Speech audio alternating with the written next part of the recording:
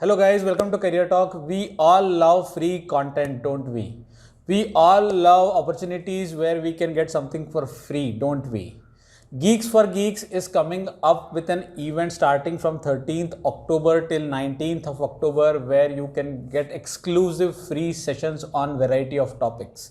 So don't miss out on these sessions, guys. More details are available in the description, but I'll give you a quick summary of what you can get. You can get sessions on Java backend development, data structures with C++, system design, full stack development, competitive programming, and DSA for working professionals. So these sessions will be on Zoom and there are limited seats. So please make sure that you register ASAP. Alright, having said that, now let's come to the topic of this particular video. Today we are going to talk about a very sensitive topic called office politics. Office politics exists in a different forms and shapes in almost every organization. And we all know that we come across office politics in our day-to-day life. Now, some of us are smart enough to understand that there is a political scenario being played out and we are able to position ourselves better so that we can take advantage of it, while on the other hand some of us are very naive and fall prey to such occurrences. So today we are going to talk about how to be smart enough to avoid certain scenarios and how to be smart enough to take advantage of office politics in certain scenarios. Most commonly we think that our peer group or our colleagues are the ones who will play politics with us. Politics in terms of gaining more visibility, politics in terms of gaining credit, or politics in terms of passing the blame onto us. There are very simple things that you can do to avoid such occurrences. For example, you can make sure that you have good informal connects with all your colleagues and all transactions or all communications are done on emails. So you can do meetings, but other than meetings, you should ensure that all the minutes of meetings or all the discussions or all the action items are sent on email.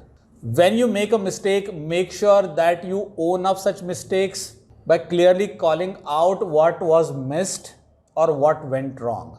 Do not wait to hide that so that somebody else gets an opportunity to bring it up in front. Also, when you do a good thing, when you achieve something, make sure that you politely announce that in a team meeting or in a group discussion and then also send out a soft email.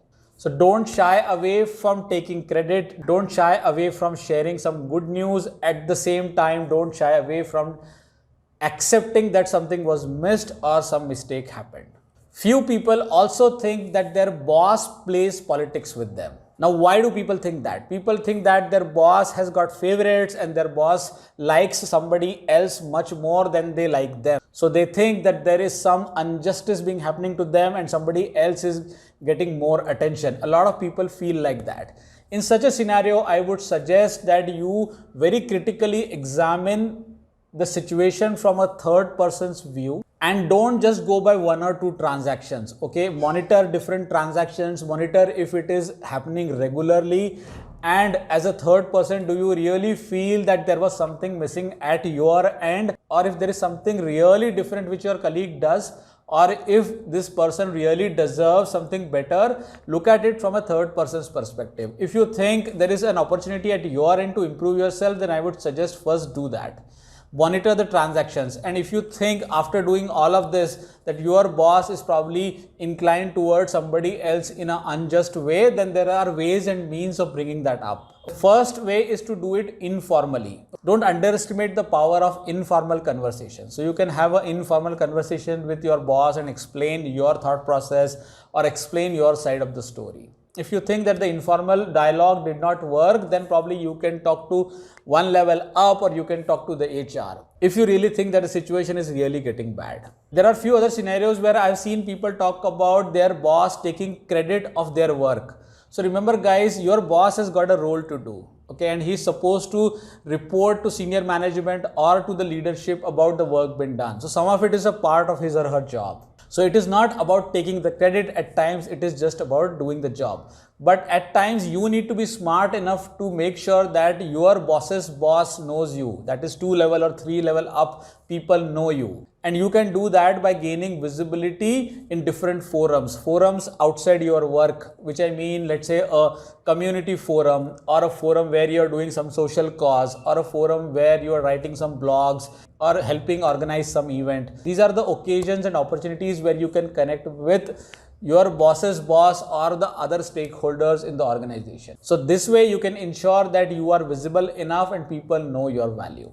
So the primary reason why people do a little bit of office politics is because they are either insecure or they have some ambitions which they think cannot be achieved without doing certain acts. Or at times it is just personal emotion. You can take advantage of such situations by building a very strong network, having informal connects, building working relationships, and developing people skills. If you're able to slowly do all these things, then I'm sure you will be able to fend off a lot of negative impact and create a positive rapport about yourself. This was the message I wanted to pass, guys, and I know it is easier said than done. Do let me know in comments about your experiences with office politics. I would be happy to suggest in few cases as much as I can.